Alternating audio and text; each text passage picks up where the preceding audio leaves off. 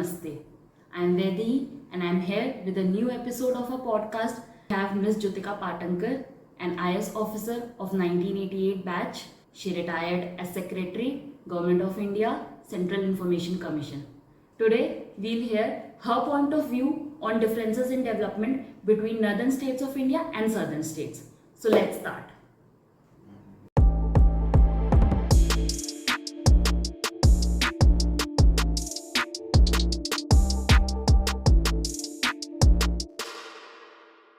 Since for most of the years you served in UP and we see a great divide between northern states and southern states.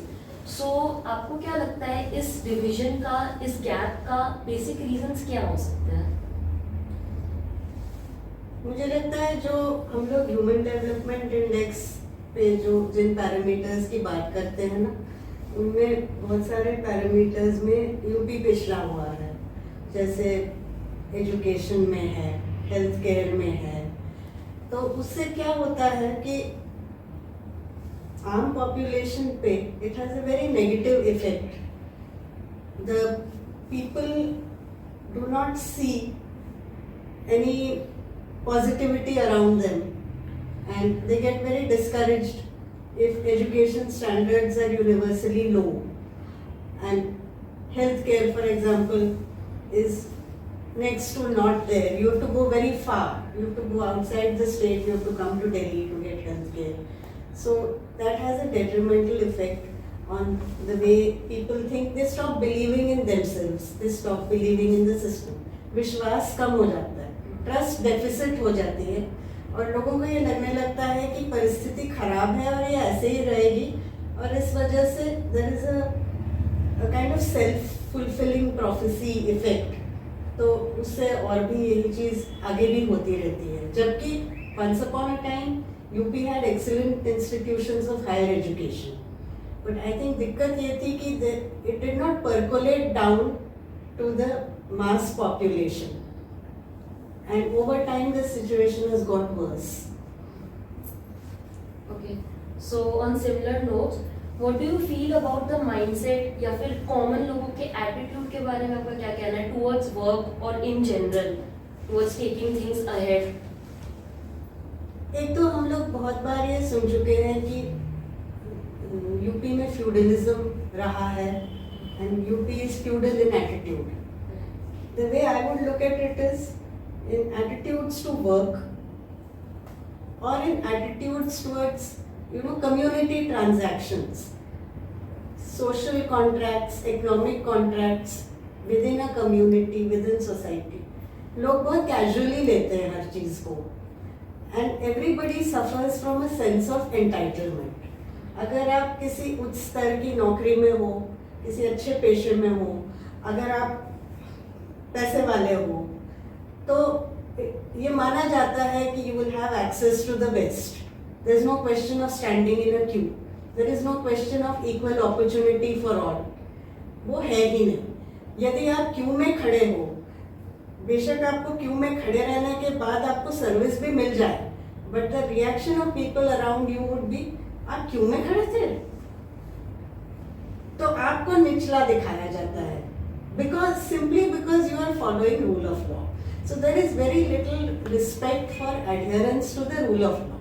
And as I said, there is a trust deficit. Where if you don't trust the other person, हमेशा आपको लगता है ये क्यों कर रहा है, इसके ulterior motives होंगे. That is bad for society as a whole. Trust deficit से people don't have faith in anything, and there is a general spillover effect which results in negativity all around.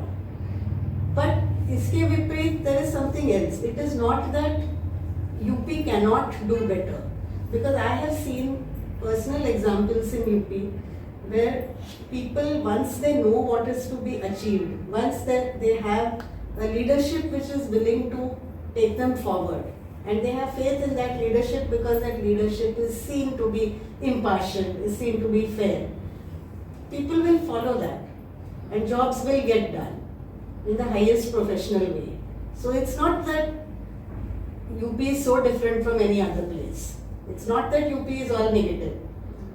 And the people are warm, they operate on interpersonal relationships and interpersonal faith much more than a belief in systems. तो अगर system बनाने में उनको रुचि नहीं होगी और विश्वास नहीं होगा, आगे जाके that's not healthy for them. Okay, so UP में जब आप स्पेशली सर्व कर रही थी, आपको क्या ऐसा फील हुआ, ऐसी क्या चुनौतियां हैं, what are the challenges, main challenges, rooted causes which has led to impediment in development of the state over the years, you can say? एक तो erosion of institutions हुआ है वहाँ पे. UP was directly under British rule, so UP began with some of the best institutions in the country in different fields. But over a period of time, erosion हुआ है because standards fell, education standards fell, people's commitment to goals. As I said before, there's no respect for the rule of law. People tend to operate more as individuals. एक mature sense of community wellbeing जो आनी चाहिए कि अगर community prosper करती है तो individual भी प्रॉस्पर करेगा अपने आप. ये सदा लोगों के दिमाग में जब घुसेगा तो अपने आप people will honour contracts, they will honour codes of social behavior and ensure that the state moves forward. If it's each one unto his own, then the state will not progress. अभी जो ये पूरी debate चल रही है of tax revenue allocation between northern states and southern states, in your opinion what is more important, equity और equality? I think equity is very important, undoubtedly. We have to work on the principle of equity. You can't have people left behind because they begin with obvious disadvantages. So what are your views on this whole debate of tax allocation? So I think perception is important. The southern states should not feel that if they are contributing more by way of taxes, they are getting a raw deal by not getting enough in return. And if they perceive that the northern states, far from contributing more to taxes, are in fact being an impediment by way of their backwardness or lack of scoring high on education or health or other parameters, then they will resent the fact that the northern states are getting more and they are not getting enough. But I think perhaps what then would need to be done is some kind of open negotiation amongst all stakeholders so that each one is to some extent convinced of the need for equity and the reason why northern states are at least for a finite period entitled to get something more.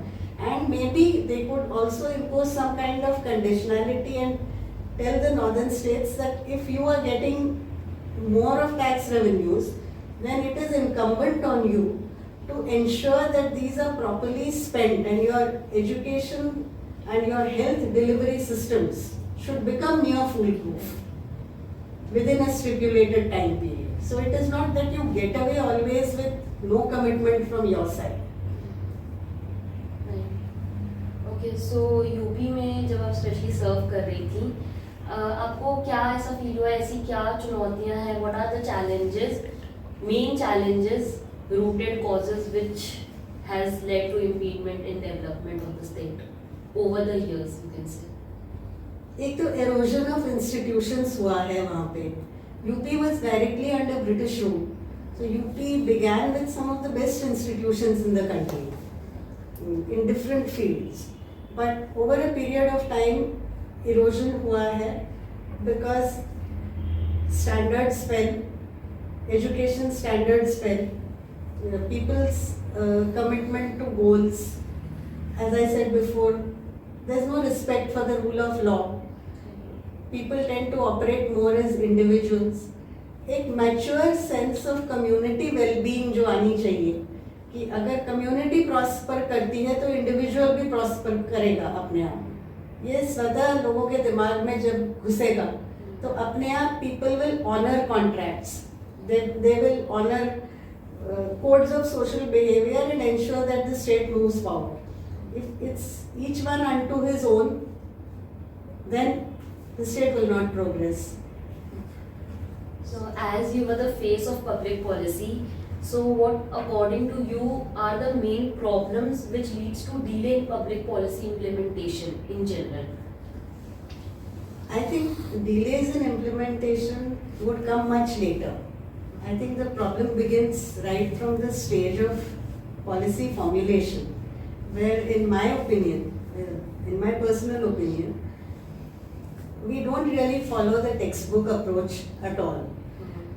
To begin with, we invariably do not have enough data. And I'm talking about government departments framing public policy. We do not have enough data. We may have data, but we don't always bother to access that data. We don't always bother to take on experts and have some kind of deliberation which takes into account all the facts in existence, all the available data, so that we arrive at a more informed approach to policy making. Very often there is ad hocism and there is firefighting. It's got to be done tomorrow. It was to have been done yesterday, so it has to be delivered. So there simply isn't enough time to go through all the processes properly. The process of bureaucratic involvement also is tricky, because I don't think necessarily we involve people according to their ability and expertise. We just press people into service according to whoever is available, without paying too much thought as to who is really good at what. So the result is that even bureaucrats' ability is not used to the best advantage. And then all that will lead to policy formulation, which itself is often defective. And then in implementation, the biggest problem is that for implementation, we don't give the big picture, the complete picture, all the way down to all the levels who are responsible for policy implementation. So we are not successful in fully and comprehensively disseminating the purpose of the policy or the program, the features of the policy or the program, in such a way as to make it credible for the recipients. And that is why implementation very often fails. So on the similar grounds, the entire aspect of capacity building is elephant in the room. So how do you think that can be addressed for better implementation or even formulation for that matter? So capacity building is an ongoing process. We can't afford to let it go. And I think at one level, yes, all those who are involved in policy implementation in government or in related organizations, they constantly need upgradation of their abilities, they need training, they need refresher courses to be on their toes. They need exposure to the latest in technology, in information, in ideas.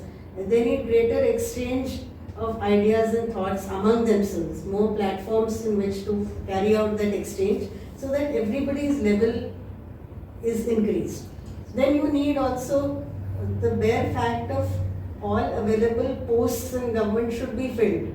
If you do not have an adequate number of persons to carry out the implementation, and you are burdening just one or two people with more jobs than they can take on, that doesn't help.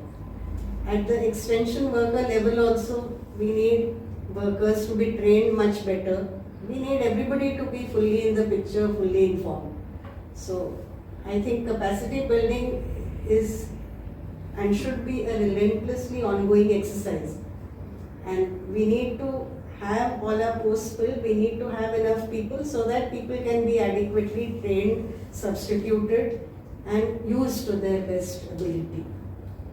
Do you think कि लोग actually government को सुन रहे हैं, or are they paying heed to policy which are coming up, which government is bringing for the people? जी लोग बिल्कुल सुन रहे हैं government को. मुझे नहीं लगता कि गवर्नमेंट नहीं पहुंच रहा है लोगों तक. गवर्नमेंट पहुंचता है, लेकिन इम्प्लीमेंटेशन का इम्पैक्ट बहुत धीरे दिखता है. Policies will take a long time to show their impact and to sink in. So behavioral change अगर आप expect करते हो लोगों में as a result of government policy, वो बहुत धीरे धीरे आएगा. It's a very very slow process. पर मैं आपको उदाहरण देती हूँ. Once upon a time, toilets were not common in vast areas in India, especially in rural areas. घर में भी लोग नहीं रखते थे.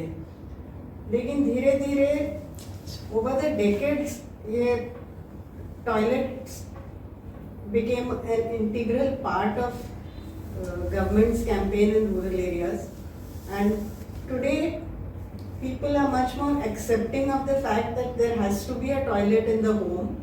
Even if it is not inside the house, they are willing to accept it in the vicinity of their courtyard. So people's mindsets do change. जैसे हमें बताया जाता है कि अगर महिलाओं ने अपना घूंघट थोड़ा सा भी ऊपर किया at the end of a long series of interventions on their behalf, तो भी you have achieved something. But it's a slow process, but it's not that it's without impact. Somewhere or the other it sinks. So you mentioned that as an all India service officer, you feel connected with every part of India. This interconnectedness is crucial for holistic public policy making. What role do civil servants play as a catalyst in public policy process? These are two different questions actually. Interconnectedness with India, yes, as a civil servant belonging to the All India services, we first are loaned to a state cadre. We work in the state. We are supposed to understand so many things in depth about the state and its public administration and its scenario. And then we can go on deputation to the central government, where we are exposed to a view of various Indian states and union policy and the picture of India as a whole. And whatever you have learned or picked up in your state cadre, you can see it in the context of the country as a whole, compare it with other states doing better, maybe not doing so well. You learn as you go along and you benefit from sharing experiences. So as an All India Service Officer, you get a very comprehensive picture of the whole of India, and that is very essential because that will benefit your state when you return to your state after central deputation to work in the state. Lastly, can you throw some light upon public policy literature evolving in India, and why do you think that we have more of public life memoirs than classical theoretical writings? Frankly, I haven't read all that much of public policy literature, but surely this is a question more for the academics.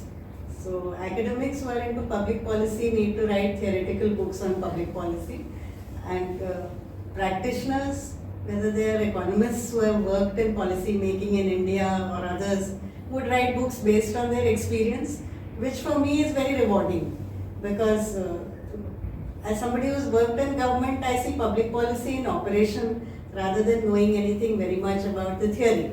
So maybe it's actually a step forward on our part to have some of the best economists who write about how public policy is actually made. So you have both practice and theory combined. And yes, if you want very good books on absolutely the theory of public policy, then maybe our academicians need to pay more attention to that. So thank you, ma'am, for this interview. Thank